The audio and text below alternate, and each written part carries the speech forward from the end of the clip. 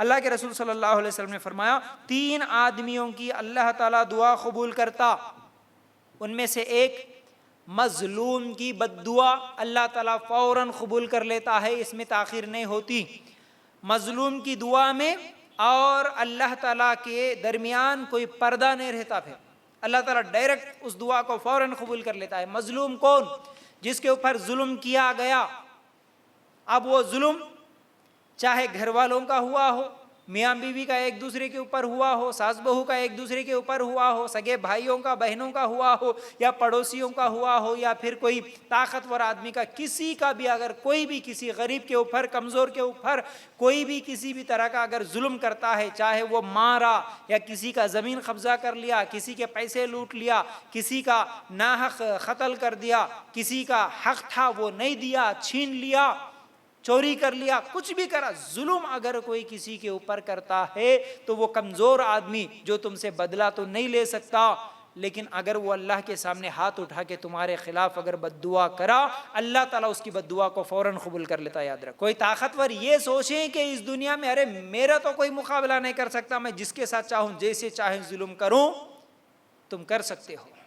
تمہارے پاس یہاں پر طاقت ہے،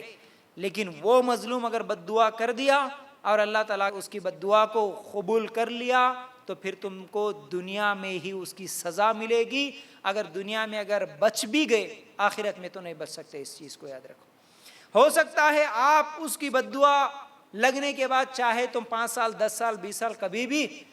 اس دنیا میں مست رہ سکتے ہو، تم سمجھتے ہو کہ میں کس کے بھی اوپر ظلم کر لیا لیکن میں تو خوش ہوں نا، میرے پاس تو کروڑوں کا مال آ رہا نا، لیکن ایک دن آئے گا، اس دن رو گے، اس دن تڑپو گے، اللہ تعالیٰ اس کی بد دعا جب سن لے گا، قبول کر لے گا تو پھر بہت بہت بہت زیادہ پریشانی میں، بہت زیادہ تکلیف میں مبتلا کرتا ہے۔ وہ کیسی بھی سزا مل سکتی ہے ہم کو دنیا میں، وہ بیماریوں کی شکل میں ہو سکتا ہے یا پھر وہ کسی اور شکل میں ہو سکتا ہے، اس لیے مظلوم کی بد دعا سے بچنا ہے۔ تو پہلی چیز اللہ کے رسول صلی اللہ علیہ وسلم نے فرمایا 3 آدمیوں کی دعا اللہ تعالیٰ رد نہیں کرتا، اس میں سے ایک مظلوم، پھر اسی طرح دوسرا مسافر، ہم سفر کر رہے ہیں، سفر میں اگر ہم دعا کریں گے تو اللہ تعالیٰ اس کی دعا کو بھی قبول کر لیتا ہے، لیکن افسوس یہ ہے کہ ہم سفر کر رہے، ہم جا رہے کہیں پر، ٹرین میں جا رہے، بس میں جا رہے، لمبا لمبا سفر کر رہے، اس وقت ہم لوگ گانے سنتے ہوئے گاڑیوں میں،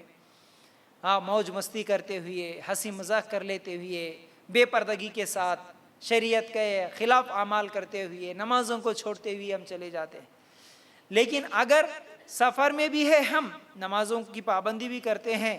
اور اس وقت اگر ہم اللہ تعالیٰ سے دعا بھی کرتے ہیں تو سفر میں اللہ تعالیٰ دعا کو قبول کرتا۔ پھر اسی طرح باپ کی اپنے بیٹے کے یا اپنے بچوں کے حق میں اللہ تعالیٰ دعا قبول کرتا، ابن ماجہ کی روایت ہے۔ اس لیے باپ کو چاہیے کہ وہ ہمیشہ، ماں باپ ہمیشہ اپنے بچوں کے حق میں دعائیں کرتے رہے، ماں باپ کبھی بچوں کے لیے بد دعائیں نہ کرے، ہمیشہ ان کے اخلاق کے تعلق سے، ان کے دین کے تعلق سے ہمیشہ اپنے بچوں کے خاطر دعائیں کرتے رہنا، ٹھیک ہے۔ لیکن اکثر یہ دیکھا جاتا ہے کہ بچوں کو ہمیشہ بد دعائیں دیتی ہوئی نظر آتی ہے ماں، یا نہیں تو دادیاں یا نانیاں، ہمیشہ یہ بچہ ایسا ہے، یہ بچہ ایسا ہے، یہ بچہ ستاتا ہے، یہ بچہ ضدی ہے، اس کو ایسی موت آ جائے، نعوذ باللہ، ایسے گندی حرکتیں، گندی باتیں، ہر بات پہ بچہ تھوڑا سا بھی ستایا، تھوڑا سا بھی رویا تو اس کے لیے بد دعائیں دیتے رہتے، یہ بہت بڑی غلطی ہے، یاد رکھو ایسا نہ ہو، بلکہ بچوں کے لیے ہمیشہ دعائیں کرتے رہیں، ٹھیک ہے۔ ابن ماجہ کی روایت ہے، اللہ کے رسول صلی اللہ علیہ وسلم نے فرمایا جہاد کرنے والے کی اور حج اور عمرہ کرنے والے کی دعا کو بھی اللہ تعالیٰ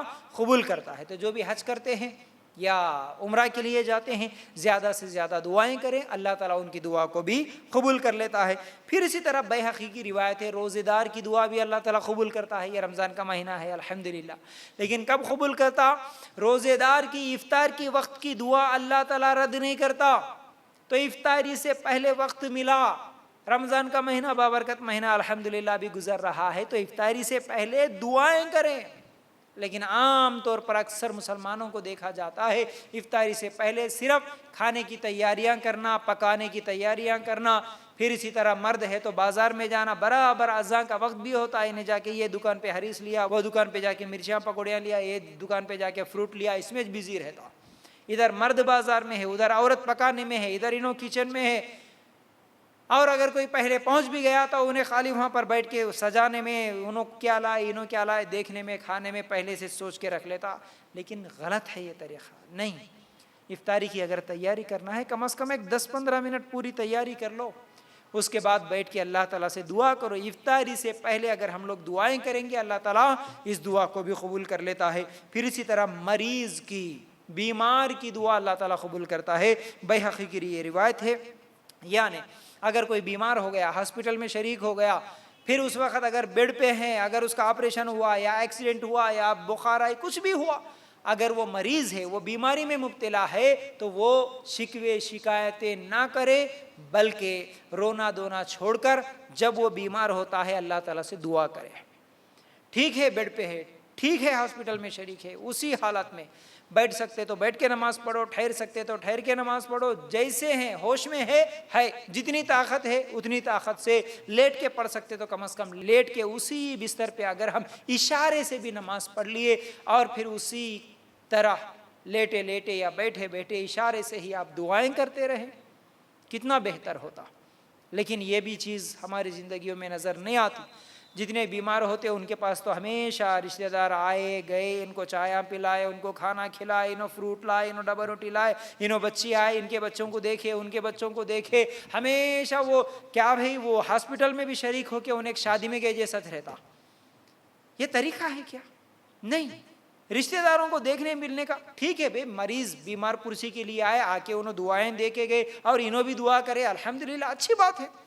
لیکن وہاں پر آ کے پھر 8-8 دن اس کے پاس رہ جانا، ہاں ہنسی خوشیاں منانا، اچھے اچھے کھانے بنا کے کھا لینا اس کے سامنے بھی بیٹھ کے، یہ ایک شادیوں کی طرح آج ہاسپٹلوں کو بھی بنا کے رکھ دیے، یہ غلط طریقہ ہے۔ بلکہ مریض بھی دعا کرے اور مریض کی جو لوگ دیکھنے کے لیے گئے وہ بھی دعائیں کریں، ٹھیک ہے نا۔ تو بہرحال بیہقی کی یہ روایت ہے، جب بیمار آدمی دعا کرتا ہے تو اللہ تعالیٰ اس کی بھی دعا کو قبول کرتا ہے۔